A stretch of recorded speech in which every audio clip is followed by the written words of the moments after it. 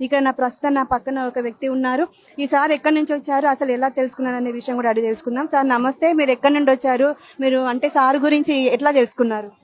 నేను హైదరాబాద్ లో ఉంటాను మేడం. హైదరాబాద్ లో నేను సార్ వీడియోస్ చూస్తుండే. ఫస్ట్ చూసిన తర్వాత మా ఫ్రెండ్స్ చెప్పారు నాకు, సార్ దగ్గర మా ఫ్రెండ్ వాళ్ళ మమ్మీ వాళ్ళకి కూడా సేమ్ ప్రాబ్లం అయింది, కాలు చేతి పడి. అంటే పెరాసిస్.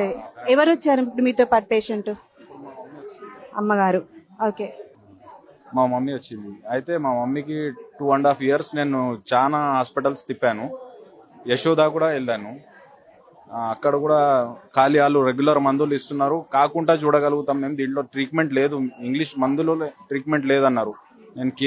నేను చాలా జైరాబాద్ లో తిరిగాను, నాటు వైద్యం అని అవన్నిటిలో తిరిగాను. తర్వాత లాస్ట్ కి డాక్టర్ సాబ్ కి గురించి తెలిసిన తర్వాత నేను వచ్చాను. వచ్చిన తర్వాత మా మమ్మీకి 1 month అవుతుంది డాక్టర్ దగ్గరకు వచ్చినాక. 1 month లో మమ్మీ కొద్దిగా ఫ్రీ అయి నడుస్తుంది. కట్టె పట్టుకొని, అసలు ఆమెకి నడవడం కూడా రాకపోతుండే, ఇప్పుడు కొద్దిగా కట్టె పట్టుకొని నడుస్తుంది. ఇప్పుడు నెక్స్ట్ టైం గురించి వచ్చాను.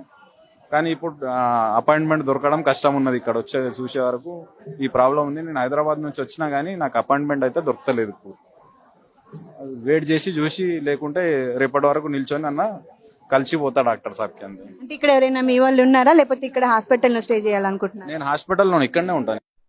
మన కరీంనగర్ లో ఉన్నటువంటి మన విక్రమ్ సార్ దగ్గరికి అయితే ఇంకో పేషెంట్ ఉన్నారు. తను కూడా ఎక్కడి నుంచి వచ్చారు అడిగి తెలుసుకుందాం. సార్ మీరు ఎక్కడి నుండి వచ్చారు? భద్రాచలం. ఓకే. అంటే మీకు హైదరాబాద్ కంటే ఎక్కువ ఇక్కడ ఎందుకు అనిపించింది సార్ గారి సేవ?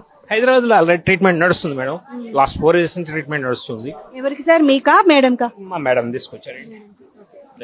వింత్రోమసిస్ ప్రాబ్లం మేడం. లాస్ట్ 5 years నుంచి ట్రీట్మెంట్ నడుస్తుంది. జస్ట్ అక్కడ కంటే కొంత బెటర్ ట్రీట్మెంట్ ఉంటుందా ఇక్కడ? ఈ రోజే వచ్చారా, ఇంత ముందు వచ్చారా? ఈ రోజు వచ్చాం మేడం. 15 days నుంచి ట్రై చేస్తున్నాం అండి. అపాయింట్మెంట్ కోసం 15 days నుంచి ట్రై చేస్తున్నాం. ఈ రోజు వచ్చాం, అపాయింట్మెంట్ దొరికింది. బైలక్.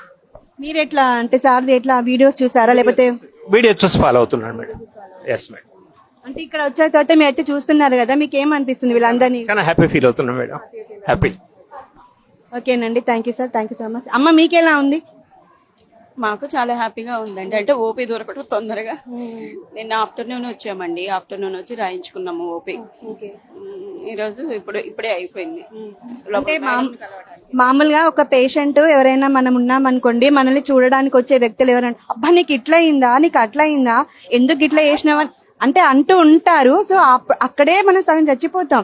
అంటే మనకు ఆల్రెడీ ప్రాబ్లం లో ఉన్నా కూడా వాళ్ళు అనేసరికి మనం కొంచెం డిప్రెషన్ అయితే లోపలికి వెళ్ళిపోతాం. సో ఇక్కడికి వచ్చిన తర్వాత డాక్టర్ గారు ముందు పేషెంట్స్ తో మాట్లాడతారు, అక్కడే మన సగం ప్రాబ్లమ్స్ అనేది సాల్వ్ అయిపోతాయి. మీకు అట్లా ఇప్పుడు విన్నారా? సార్ చెప్పారు ఈ రోజు ఏం చెప్పారు?